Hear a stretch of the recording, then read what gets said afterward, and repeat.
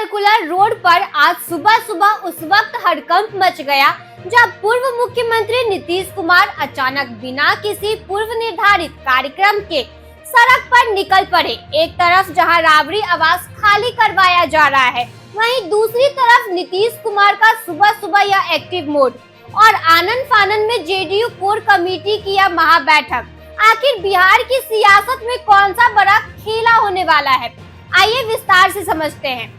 रविवार की यह सुबह पटना के सियासी हलकों के लिए एक बहुत बड़ा सरप्राइज लेकर आई। नीतीश कुमार अचानक संजय झा के 5 सर्कुलर रोड स्थित आवास पर पहुंच गए।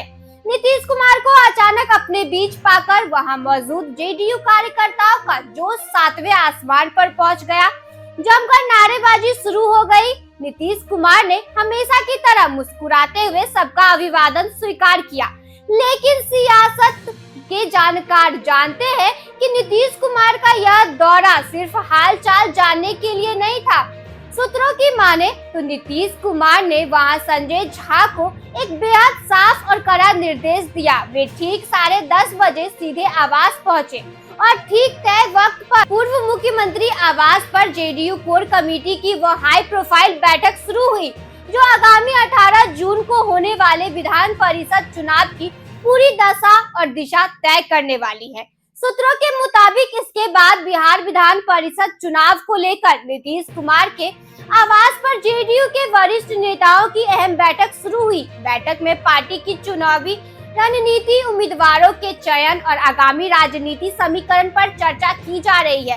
कार्यकारी राष्ट्रीय अध्यक्ष संजय झा भी बैठक में शामिल होने के लिए नीतीश कुमार के आवास पहुंचे।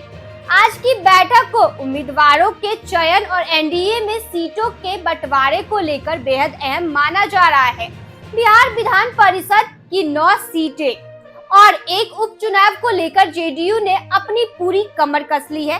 जेडीयू विधायक दल के नेता और नीतीश कुमार के कदावर मंत्री श्रवण कुमार पहले ही मीडिया के सामने साफ कर चुके हैं कि पार्टी इस चुनाव में अपने 4 उम्मीदवार उतारने जा रही है, लेकिन असली सस्पेंस इन 4 नामों को लेकर है।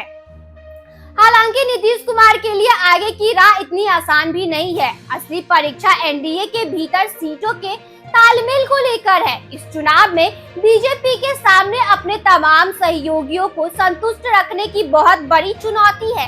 आइए समीकरण को समझते हैं। मुख्यमंत्री सम्राट चौधरी के मंत्रिमंडल में शामिल दीपक प्रकाश फिलहाल किसी भी सदन में सदस्य नहीं है। मंत्री पद पर बने रहने के लिए उनका इस चुनाव में एमएलसी बनना कानूनी रूप से अनिवार्य है। हम पार्टी के संरक्षक जीतन राम मांझी पहले ही साफ कर चुके हैं कि उनकी पार्टी को कम से कम 1 सीट चाहिए ही चाहिए। वहीं लोजपा के मुखिया चिराग पासवान ने भी अपने कोटे के लिए 1 सीट पर मजबूत दावा ठोक दिया है। लेकिन इन 9 सीटों के अलावा जो एक सीट का उपचुनाव है, वो सबसे ज्यादा दिलचस्प और हाई प्रोफाइल है। यह वह सीट है जो खुद नीतीश कुमार के राज्यसभा जाने के बाद खाली हुई थी। इस सीट पर जो भी नया उम्मीदवार जीतकर आएगा, उसका कार्यकाल 6 मार्च 2030 तक रहेगा। यानी इस एक मलाईदार और लंबे कार्यकाल वाली सीट पर कब्जा करने के लिए जेडीयू अपनी पूरी ताकत झोंकने को तैयार है।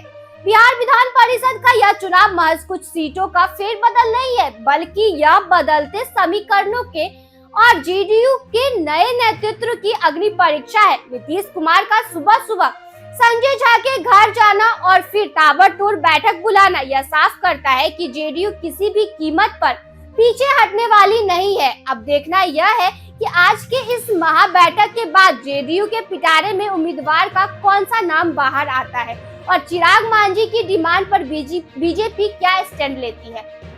फिलहाल खबरों में इतना ही। धन्यवाद।